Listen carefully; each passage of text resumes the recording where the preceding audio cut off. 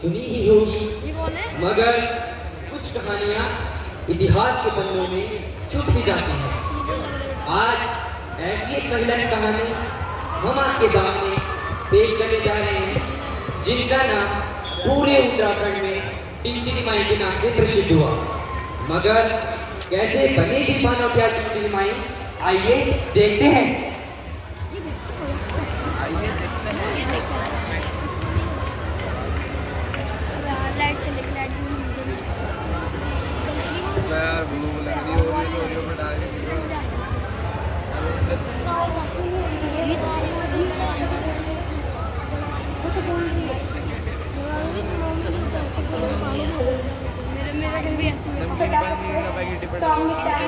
अभी पानी के लिए भी जाना है।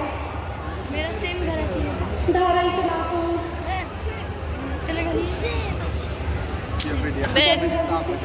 काम निपटा लेती हूँ। चलिए, सफाई तो हो गई, अब पानी के लिए चलती हूँ।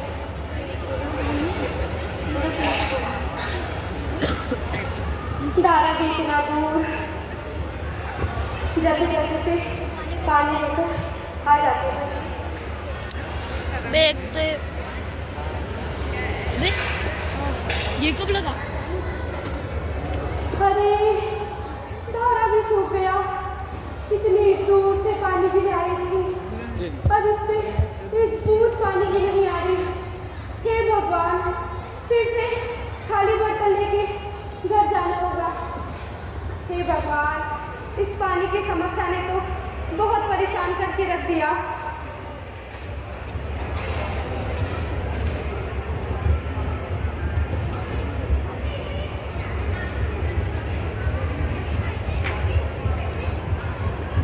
अरे ओ दीदी, दीदी, अरे ओ दीदी, अरे दीदी, अरे दीदी, मैं यहाँ दीदी। आप बारिश से वापस आ गई हैं?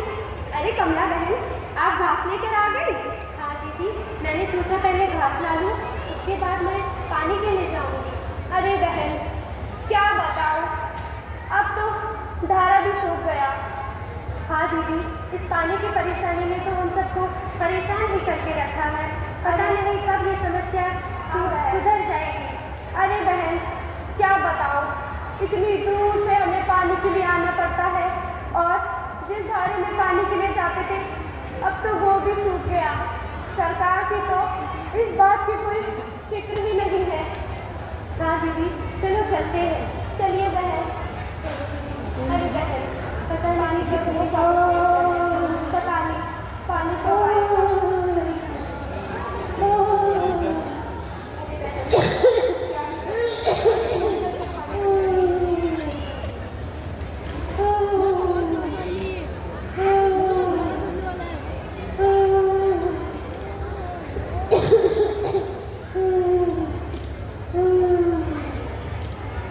अरे बहन, तुम अभी कुछ पानी के बारे में बात कर रही थी ना?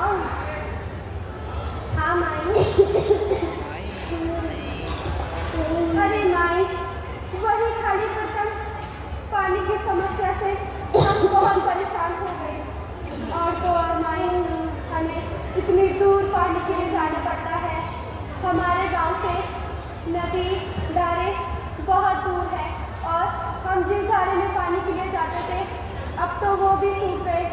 और मैं अभी पानी से आ रही थी, और देखिए माई, वही खाली बर्तन। अच्छा, ऐसी बात है। हाँ माई। सही है माई। हमारी सरकार कई शहरों की तरह हम गाँवों में भी पानी की सुविधा उपलब्ध कराई है। अरे माई, सरकार ने तो हम गाँव वालों की पट्टी अपनी आंखें ही बंद कर दी है। सही कहा बहन। हाँ बहन।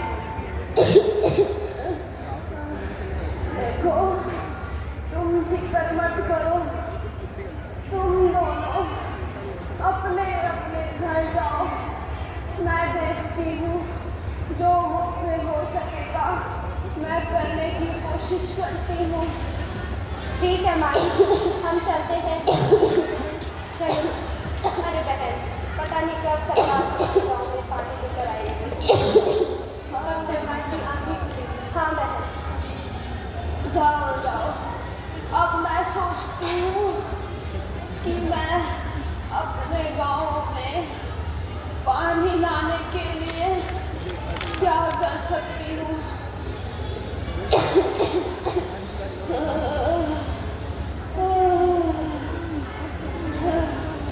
गांव में पानी न होना कोई छोटा मोटा संकट नहीं है। अगर गांव में पानी ही नहीं होगा तो गांव वाले जिंदा कैसे रहेंगे। पानी जीने के लिए बहुत जरूरी है, पर अब बात हद से ज्यादा आगे बढ़ गई। राज्य के सभी सरकारी अफसरों से बात करके भी देख ली, पर कोई बात नहीं बन रही। लेकिन मैं भी हार नहीं मानूंगी। चाहे अपने गांव में पानी लाने के लिए मुझे प्रधानमंत्री के घर के बाहर धरना भी क्यों न देना पड़े, मैं तब भी पीछे नहीं हटूंगी और अपने गांव में पानी ला कर ही रहूंगी।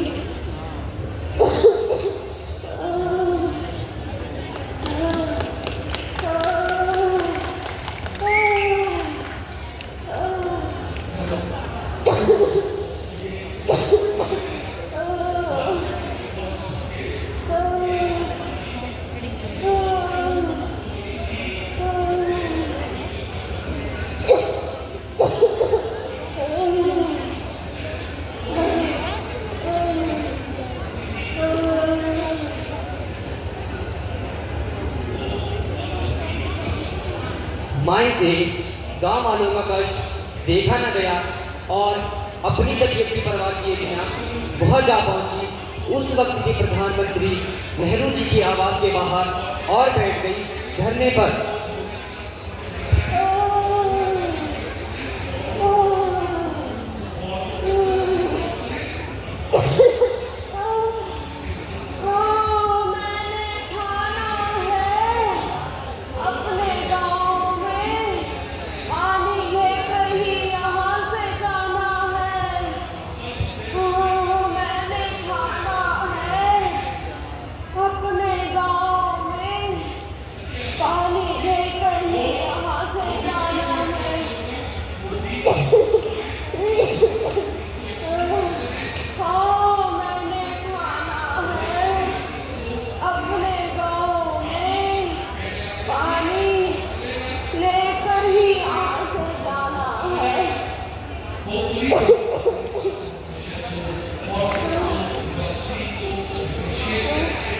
चाहे मेरी आखिरी सांस यही क्यों ना खत्म हो जाए, पर मैं अपने गांव में पानी लेकर ही यहाँ से जाऊंगी।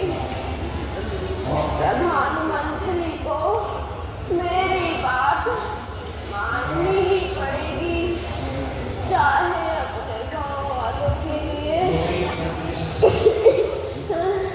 चाहे अपने गांव वालों के लिए मेरी जान ही क्यों ना चली जाए।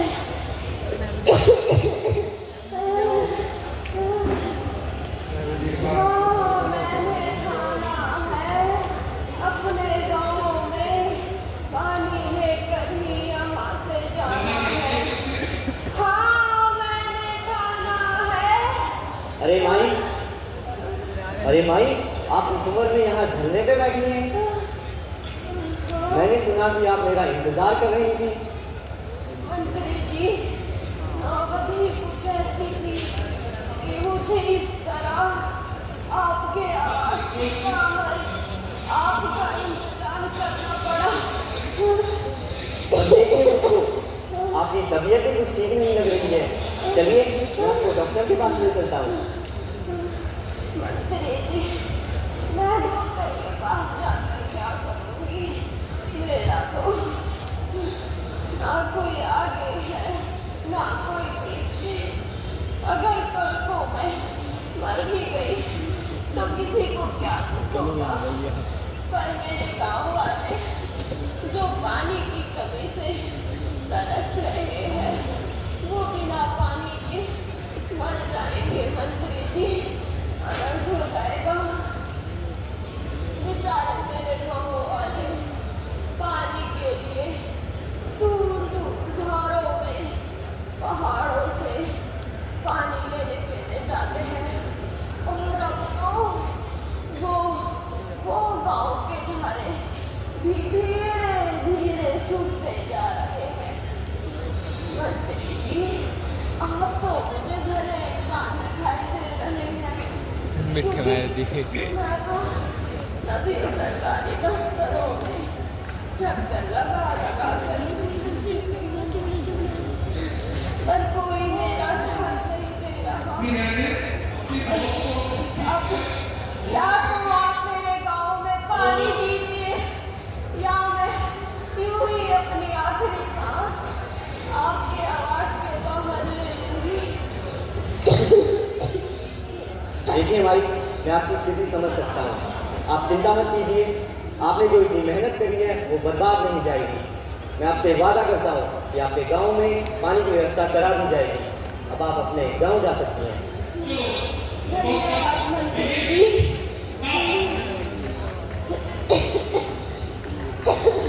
गेट के पीछे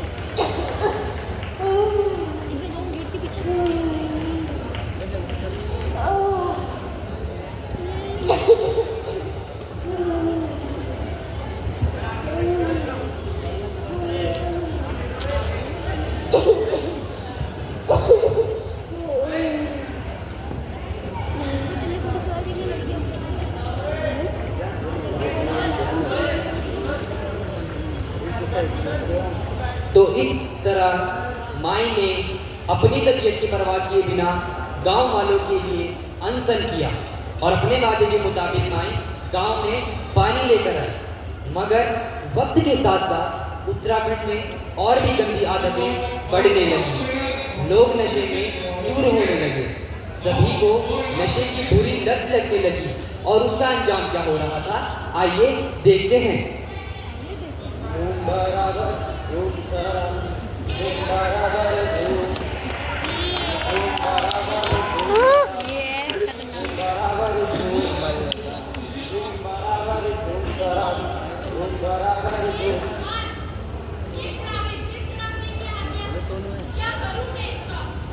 मेरी तो इसने जिंदगी बर्बाद कर दी है। जिस दिन से ये मेरे पल्ले पड़ा है, क्या करूं मैं इसका? इसने मेरे सारे गहने, जेवरात, घर में जो राशन, बर्तन, यहाँ तक कि जो मैंने अपने मेहनत से पैसे कमाए थे, वो भी इसने इस दारू में उड़ा दिए। क्या करूं मैं? ये दारू मुझे ना दो ही दुकान चलाने लगेगी मेरे सामने, तेरे बाप की पैसे की दारू पीता हूँ मैं। आपके पैसे की दारू क्या करोगे? जो मैं कमा रही हूँ, उस पैसे की दारू तुम पी रहे हो, मैं क्या करूँगी? मैं तेरा पति हूँ। जब पति घर आवे तो उसे खाना खिलाने में उसका दिमाग खाती है।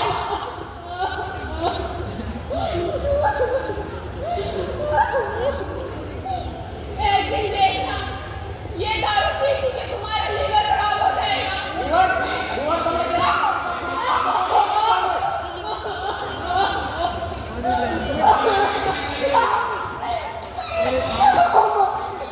शराब पी पी कर लोग अपना होश खो चुके थे और बात सिर्फ शराब तक न थी, बल्कि दवाइयों में भी टिंचरी की मात्रा बढ़ाकर उसे नशे के रूप में बेचा जा रहा था। ऐसे नशों से उत्तराखंड में घरेलू हिंसा भी काफी हद तक बढ़ चुकी थी। लेकिन एक दिन ऐसी हिंसाओं पर नजर पड़ी टिंचरी माई की।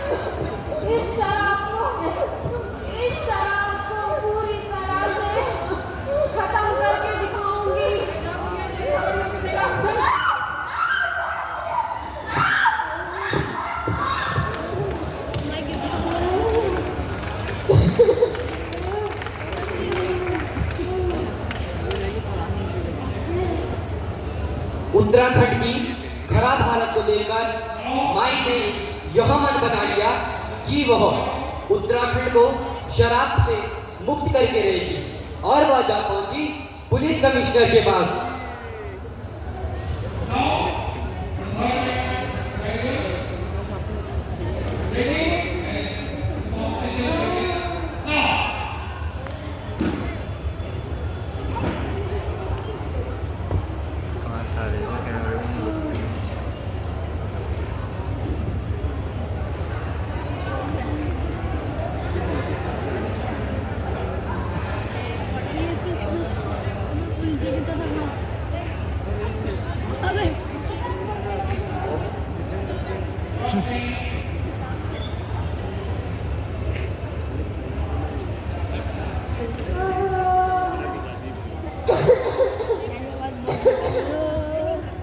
चलो बहनों, मेरे साथ पुलिस कमिश्नर के पास।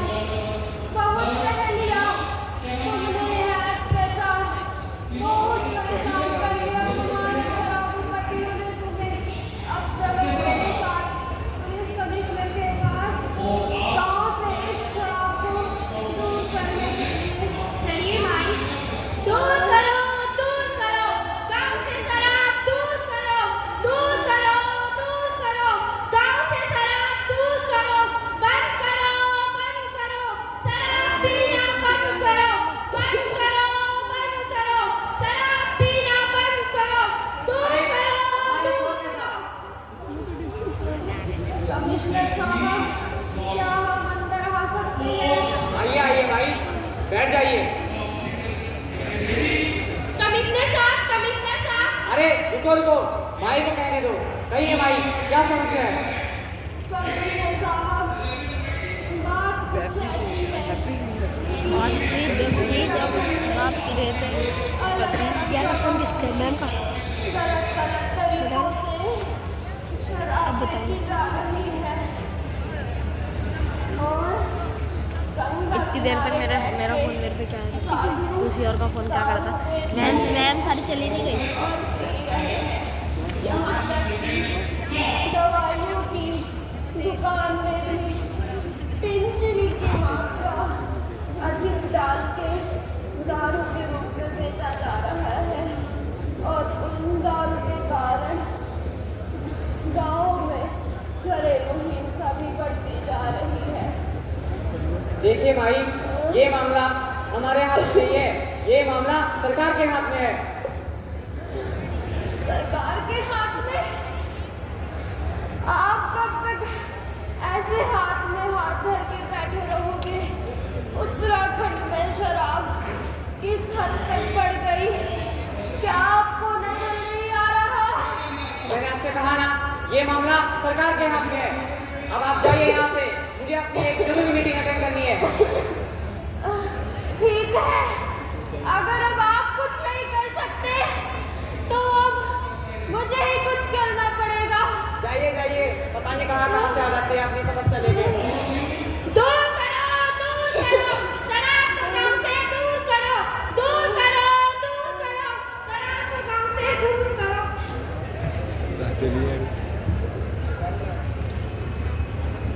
जब बात हद से ज्यादा बढ़ गई तो माई ने उत्तराखंड से इस गंदगी को हटाने के लिए इतना बड़ा कदम उठाया जिसकी किसी को कोई उम्मीद ना थी।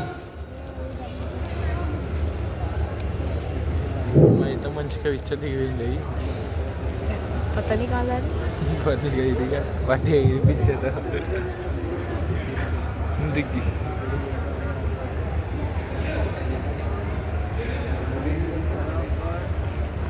ठंडी भी है, यह अरे भाई चल, एक एक पैन और अभी एक एक और। जो हमारे वाला ही है वही। और रंगीन बना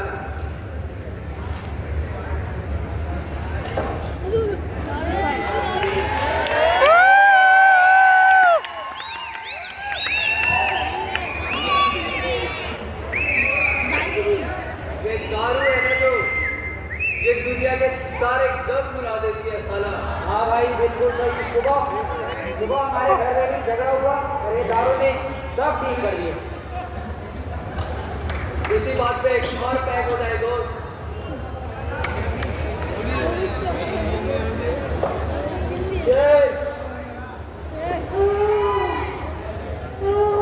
मिट्टी का तेल। फिर शुरू हो गए ये लोग। अरे भाई ये वही गुड़िया है जो सुबह आई थी। अच्छा तो ये गुड़िया हो। ना तो तुम लोग दारू पीना छोड़ोगे और ना ही तुम ये दुकान बंद करोगे। तो ठीक है, अगर ये दारू की दुकान बंद नहीं हो सकती तो क्या हुआ, चल तो सकती है ना। क्या रे गुड़िया, तू होश में तो है? चल यहाँ से। मैं तो होश में हूँ, पर अब पूरे समाज को होश में लाने के लिए मुझे ये दारू की दुकान जलानी पड़ेगी। मेरा दिल अरे भागो रे भागो, ये भाई तो सच में दुकान में आग लगाने वाली है।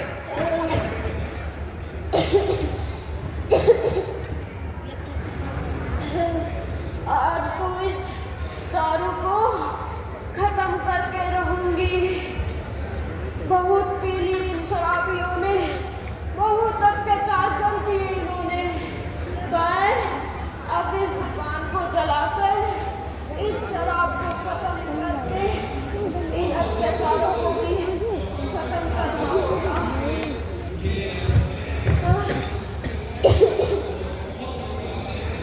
मैं जानती हूँ कि इसके बाद मुझे अपनी आगे की जिंदगी जेल में गुजारनी पड़ेगी, पर अगर अपने उत्तराखंड राज्य को शराब मुक्त करने के लिए मुझे ये दारू की दुकान चलानी भी पड़े तो हाँ, मुझे मंजूर है।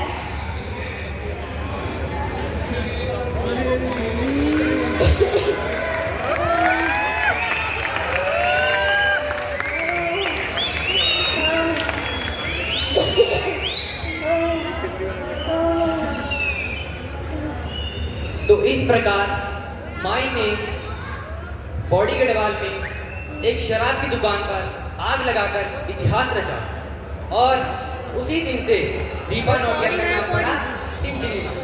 उम्मीद है कि आप सभी को टिमचिरी माई के जीवन का यह किस्सा पसंद आया होगा। कमर सिद्धि होगी इसकी। और इस तरह इस नाटक में मैं सूत्रधार के किरदार में साहिल रौहान, इस नाटक में नेताजी नेहरू के किरदार में मैं पीयूष भंडारी, और इस नाटक में मैं कमिश्नर के किरदार में हैप्पी चौहान, और मैं इस नाटक में शराबी के किरदार में अभिषेक रतोड़ी, मैं दूसरे शराबी के रूप में आदित्य, और मैं दीपा नौटियाल यानी टिमचिरी माई के किरदार में अंजलि। मैं शराबी पति से पीड़ित महिला के किरदार में खुशी। मैं गांव की महिला के रूप में अंबिका चौहान। इस नाटक में मैं गांव की महिला के रूप में पिंकी रावत। इस नाटक में मैं पानी से परेशान गांव की पहली महिला के रूप में कोमल। धन्यवाद।